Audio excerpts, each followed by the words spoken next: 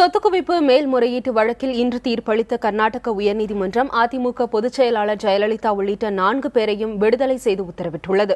இதனை தமிழகம் முழுவதும் அதிமுக தொண்டர்கள் உற்சாகத்துடன் கொண்டாடி மகிழ்ந்தனர். முன்னாள் முதலமைச்சரும் அதிமுக பொதுச் செயலாளருமான ஜெயலலிதா மீதான சொத்து குவிப்பு மேல்முறையீட்டு வழக்கில் இன்று தீர்ப்பு வழங்கப்படும் என்று அறிவிக்கப்பட்டதிலிருந்தே தீர்ப்பின் மீதான எதிர்பார்ப்பு அதிகரித்திருந்தது. இந்த நிலையில் காலை 11 மணி அளவில் நீதிபதி குமாரசுவாமி தீர்ப்பை வழங்கினார். 920 பக்கங்கள் கொண்ட தீர்ப்பின் முக்கிய சாரம்சங்களை நீதிபதி 3 நிமிடங்களில் அறிவித்தார். கர்நாடகா உயர்நீதிமன்றம் ஜெயலலிதா மற்றும் 4 செய்த அப்பீலில் தீர்ப்பு வழங்கியது. அந்த தீர்ப்பில் அவர்கள் நிரபராதி என்று நிரூபிக்கப்பட்டதாக குறிப்பிட்டு அவர்கள் எல்லாரையும் விடுதலை செய்துள்ளது. வழக்கு தொடர்பாக ஜெயலலிதா உள்ளிட்ட 4 பேரின் வாதங்களை ஏற்றுக்கொண்டதாக நீதிபதி தெரிவித்தார். வழக்கின் அனைத்து சாரம்சங்களையும் கீழ் நீதிமன்றம் முறையாக பரிசீலிக்கவில்லை என்று கூறிய நீதிபதி விசாரணை நீதிமன்ற நீதிபதி மைக்கேல் டி குன்ஹா அளித்த தீர்ப்பை ரத்து செய்வதாக அறிவித்தார். அளவுக்கு மீறி சொத்து பெற்றதாக சொல்லப்பட்டிருக்கிற சங்கதிகள் நிரூபிக்கப்படவில்லை. அவர்கள் தரப்பில் கொடுத்த சாட்சியங்கள் ஏற்றுக்கொள்ளத்தக்கதாக இருக்கிறது என்று கூறி விடுதலை செய்யப்பட்டிருக்கிறார். அதனால் அது இன்னும் தெரியல. ஆதலால் உடனடியாக அவர்கள் தமிழ்நாடு சீஃப் மினிஸ்டராக பதவியேற்றுக் கொள்வதற்கு எந்த விதமான தடையும் இல்லை. அதுதான் சட்டத்தில் ஏற்படும் நிலை. ஜெயலலிதா, சசிகலா, சுதாகரன், இளவரசி ஆகியோருக்கு அளிக்கப்பட்ட 4 ஆண்டு சிறை தண்டனையை நீதிபதி ரத்து செய்தார். மேலும் ஜெயலலிதாவிற்கு விதிக்கப்பட்ட 100 கோடி ரூபாய் அபராதத்தையும் மற்ற 3 பேருக்கும் விதிக்கப்பட்ட 10 கோடி ரூபாய் அபராதத்தையும் ரத்து செய்வதாக தெரிவித்த நீதிபதி வழக்கு தொடர்பாக 6 நிறுவனங்களின் சொத்துக்களை முடக்கி வைக்கும் நடவடிக்கையையும் ரத்து செய்தார். புதிய தலைமுறைக்காக செய்தியாளர் குழு. சொத்து குவிப்பு வழக்கில் ஜெயலலிதா, சசிகலா, இளவரசி, சுதாகரன் ஆகியோரை விடுவித்து கர்நாடக உயர்நீதிமன்ற நீதிபதி 920 பக்கங்கள் அடங்கிய தீர்ப்பை அளித்தார். இந்த தீர்ப்பின் சாராம்சங்களை இப்போது பார்க்கலாம். சொத்து குவிப்பு குற்றச்சாட்டு தொடர்பாக அரசு தரப்பில் தாக்கல் செய்யப்பட்ட பல்வேறு சாட்சியங்கள், ஆதாரங்கள் தெளிவற்ற நிலையில் இருப்பதாக கூறியுள்ள நீதிபதி குமாரசாமி, உரிய முறையில் ஆய்வு செய்யாமல் சொத்துக்கள் மதிப்பிடப்பட்டிருப்பதாக குறிப்பிட்டுள்ளார். குற்றம் சாட்டப்பட்டவர்கள் அவர்களது நிறுவனங்கள் சார்பில் சுமார் 24 கோடி ரூபாய் கடன் பெறப்பட்டு அதன் மூலமாகவே பல்வேறு சொத்துகள் வாங்கியிருப்பது நிரூபிக்கப்பட்டிருப்பதாக தீர்ப்பில் சுட்டிக்காட்டப்பட்டுள்ளது. ஜெயலலிதாவின் வீட்டில் மற்ற 3 வசித்தார்கள் என்பதற்காக மட்டுமே அவர்கள் சதியில் ஈடுபட்டார்கள் என கூற முடியாது என்று தெரிவித்துள்ள நீதிபதி, சசிகலா உள்ளிட்ட 3 சொத்துக்களை வாங்குமாறு ஜெயலலிதா தூண்டினார் என்பதற்கும் ஆதாரமில்லை என்று கூறியுள்ளார். திரைப்பட நடிகையாக ஜெயலலிதா இருந்ததையும் அவர் இளவயது முதலே வருமான வரிக்கணக்கு தாக்கல் செய்து வருவதையும் சுட்டிக்காட்டிய நீதிபதி, போயஸ் கார்டன் வீட்டை ஜெயலலிதாவின் தாயாரும் நாட்டிய கலா நிகேதனும் வாங்கியதாக தெரிவித்துள்ளார். சுதாகரன் திருமணத்துக்கு ஜெயலலிதா மட்டும் 3 கோடி ரூபாயை செலவு செய்தார் என்பதற்கு ஆதாரம் இல்லை என கூறிய நீதிபதி, 10% வரை வருமானத்துக்கு அதிகமாக சொத்துக்களை வாங்கலாம் என பழைய வழக்கு ஒன்றில் தீர்ப்பு வழங்கப்பட்டிருப்பதை சுட்டிக்காட்டினார். ஆனால் ஜெயலலிதா உள்ளிட்டோரின் வழக்கில் 8.12% மட்டுமே கூடுதலாக சொத்து சேர்க்கப்பட்டிருப்பதாக குறிப்பிட்டுள்ள நீதிபதி குமாரசாமி, இது அனுமதிக்கப்பட்ட அளவு என்பதால் குற்றம் சாட்டப்பட்டவர் விடுவிக்கப்படுவதாக அறிவித்துள்ளார். கடன்களை வருமானமாக கருதாமலும் ஆதாரங்களை சரியான முறையில் ஆய்வு செய்யாமலும் கீழ் நீதிமன்ற நீதிபதி குன்ஹா தண்டனை வழங்கிவிட்டதாக நீதிபதி குமாரசாமி தனது தீர்ப்பில் குறிப்பிட்டுள்ளார்.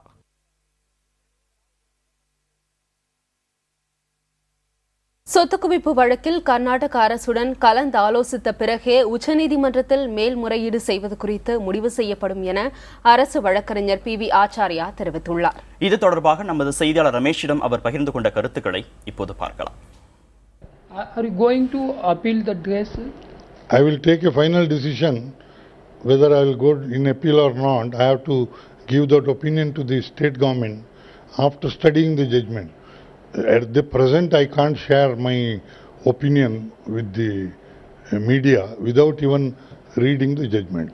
Prima facie, I felt that the prosecution in this case has let in very satisfactory and clinching documentary evidence to prove the charges against all the 4 accused. And that evidence has been accepted by the special judge after close scrutiny. Now, therefore, in the normal course, I did not expect that judgment to be reversed. But now the High Court has reversed it. Unless I see and fully read the judgment, I can't make any further comment on that. Sir, if DMK side will move to Supreme Court, are you assisting the prosecution? No question. I have nothing to do with the DMK or Ambalagam or anybody. I am appointed by the Karnataka government. I will give my opinion to the Karnataka government, and I will, if at all I appear, I will appear only for the state of Karnataka and not to anybody else. சொத்து குவிப்பு மேல்முறையீட்டு வழக்கில் இன்று தீர்ப்பு வழங்கப்பட்ட நிலையில் நீதிமன்றத்தின் முக்கிய நிகழ்வுகள் பற்றிய விவரங்களை தருகிறார் செய்தியாளர் சுப்பையா. அதிமுக பொதுச் செயலாளர் ஜெயலலிதா, சசிகலா உள்ளிட்ட 4 பேர் மீதான மேல்முறையீட்டு மனு மீதான வழக்கு விசாரணை கர்நாடக மாநில உயர்நீதிமன்ற நீதிபதி குமாரசாமி முன்பு நடைபெற்று வந்தது. இந்த வழக்கில் இன்று தீர்ப்பு வழங்குவது தொடர்பாக கடந்த வெள்ளிக்கிழமை அன்றே நீதிபதி அறிவித்திருந்தார். இதன்படி இன்று காலை சரியாக 11 மணி அளவில் இந்த வழக்கில் தீர்ப்பு வழங்கப்பட்டது. நீதிபதி வருவதற்கு முன்னதாகவே இந்த வழக்கில் தொடர்புடைய ஜெயலலிதா தரப்பு வழக்கறிஞர்கள் மற்றும் அதே போன்று பி.வி. ஆச்சாரியா மற்றும் திமுக வழக்கறிஞர்களும் நீதிமன்றத்தில் இருந்தார்கள். முன்னதாக அனைத்து பாதுகாப்பு ஏற்பாடும் செய்யப்பட்டிருந்தன. இதற்கிடையே நீதிபதி தனது இருக்கையில் சரியாக 11 மணிக்கு வந்து அமர்ந்தவுடன் உடனடியாக தீர்ப்பை வாசிக்க தொடங்கினார். இந்த வழக்கில் அதாவது அதிமுக பொதுச் செயலாளர் ஜெயலலிதா தொடர்ந்த மேல்முறையீட்டு மனு மீது மற்றும் சசிகலா மனு, இளவரசி மனு, சுதாகரன் மனு ஆகிய 4 மனுக்கள் மீதும் தொடர்ந்து வரிசையாக வாசித்த நீதிபதி அதாவது கீழ் நீதிமன்றம் வழங்கிய தீர்ப்பை ரத்து செய்ய வேண்டும் என்று அவர் தெரிவித்த கோரிக்கை ஏற்றுக்கொள்வதாக நீதிபதி தெரிவித்து தீர்ப்பு வழங்கினார். ஜனவரி 5ஆம் தேதி தொடங்கிய விசாரணையானது 41 நாட்கள் நடைபெற்ற நிலையில் கடந்த மார்ச் 11ஆம் தேதி இந்த வழக்கில் விசாரணை முடிந்து தீர்ப்பு தள்ளி வைக்கப்பட்டிருந்தது. சரியாக 2 மாதங்களுக்கு பிறகு இந்த வழக்கில் இன்று தீர்ப்பு வழங்கப்பட்டுள்ளது. புதிய தலைமுறைக்காக பெங்களூரிலிருந்து ஒளிப்பதிவாளர் ஜஸ்டினுடன் VM சுப்பையா. ஜெயலலிதா உள்ளிட்டோர் விடுதலை செய்யப்பட்ட நிலையில் அதிமுக வட்டாரத்தில் எப்படிப்பட்ட சூழல் இருந்தது என்பது பற்றிய விவரங்களையும் அங்குள்ள தகவல்களையும் தருகிறார் செய்தியாளர் ஸ்டாலின். கர்நாடக உயர்நீதிமன்றத்தில் நடைபெற்று வந்த சொத்து குவிப்பு வழக்கில் அதிமுக பொதுச்செயலாளர் ஜெயலலிதா உட்பட 4 பேர் விடுதலையானதை அடுத்து சென்னை ராயப்பேட்டையில் அமைந்துள்ள அதிமுக தலைமை அலுவலகத்தில் இன்று காலை முதலே அதிமுக தொண்டர்கள் மிகுந்த உற்சாகத்துடன் காணப்படுகிறார்கள்.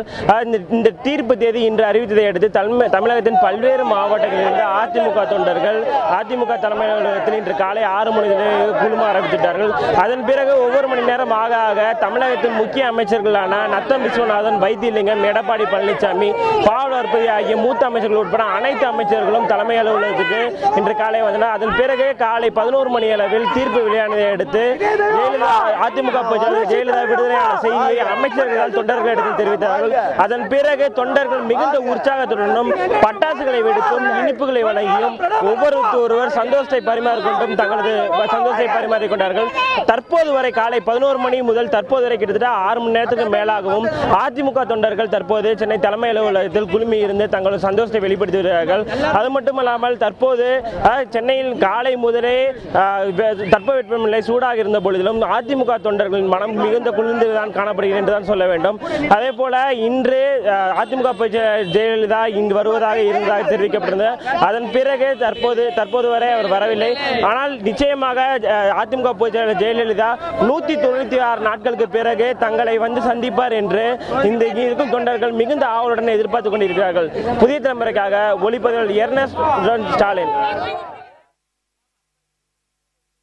சொத்து குவிப்பு மேல்முறையீட்டு வழக்கிலிருந்து விடுதலை செய்யப்பட்டிருப்பது மிகுந்த மன நிறைவை அளித்திருப்பதாக அதிமுக பொதுச் செயலாளர் ஜெயலலிதா கூறியுள்ளார். இது தொடர்பாக அவர் வெளியிட்டுள்ள அறிக்கையில் தம் மீது சுமத்தப்பட்ட அவதூறை நீக்கிய தீர்ப்பு இது என்றும் தாம் எந்த தவறும் செய்யாதவர் என்பதை உறுதி செய்த தீர்ப்பு என்றும் கூறியுள்ளார். இந்த தீர்ப்பு தமக்கு தனிப்பட்ட முறையில் கிடைத்த வெற்றி அல்ல என்றும் தம் மீது மாறா பற்றும் அன்பும் கொண்ட தமிழக மக்கள் இறைவனிடம் வேண்டியதற்கு இறைவன் அளித்த வரம் என்றும் குறிப்பிட்டுள்ளார். நீதி நிலைநாட்டப்பட்டு தர்மம் வென்றது என்பதுதான் இந்த தீர்ப்பு என்று தெரிவித்துள்ளார். தம்மையும் அதிமுகவையும் நேரடியாக வெல்ல முடியாது என்பதால் அரசியல் எதிரிகள் மேற்கொண்ட சூழ்ச்சிகளை, காழ்ப்புணர்வை இன்றுடன் நிறுத்திக் கொள்ள வேண்டும் என்று ஜெயலலிதா தனது அறிக்கையில் வலியுறுத்தியுள்ளார்.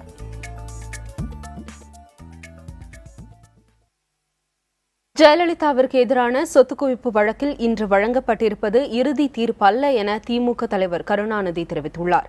இதுகுறித்து அறிக்கை வெளியிட்டுள்ள அவர், வழக்கு விசாரணையின் போது போதிய ஆதாரங்கள் தாக்கல் செய்யவில்லை என உயர்நீதிமன்ற நீதிபதி குமாரசாமி கூறியிருப்பதாக குறிப்பிட்டுள்ளார். கீழ் நீதிமன்ற தீர்ப்பை குறிப்பிட்டு குமாரசாமி கூறிய முடிச்சுகள் இப்போது அவிழ்க்கப்பட்டு விட்டனவா என அவர் கேள்வி எழுப்பியுள்ளார். அரசு தரப்பு குற்றச்சாட்டுகளை முறியடிப்பதற்கான ஆதாரங்கள் நீதிபதி குமாரசாமியிடம் தாக்கல் செய்யப்பட்டு விட்டதாக எந்த தகவலும் இல்லை என கருணாநிதி குறிப்பிட்டுள்ளார். விசாரணையின் போது 35 மார்க் எடுத்தாலே பாஸ்தான் என ஜெயலலிதாவின் வழக்கறிஞர் கூறியதாக தெரிவித்துள்ள கருணாநிதி, தற்போது ஜெயலலிதா தரப்பினர் 100 மார்க் வாங்கிவிட்டதாக நீதிபதி குமாரசாமி முடிவுக்கு வர என்ன காரணம் என வினவியுள்ளார். இந்த வழக்கில் வழங்கப்பட்டிருப்பது இறுதி தீர்ப்பல்ல என கூறியுள்ள திமுக தலைவர் கருணாநிதி, நீதிமன்றங்களுக்கு எல்லாம் உயர்ந்த நீதிமன்றமாக மனசாட்சி இருப்பதாகவும் தெரிவித்துள்ளார்.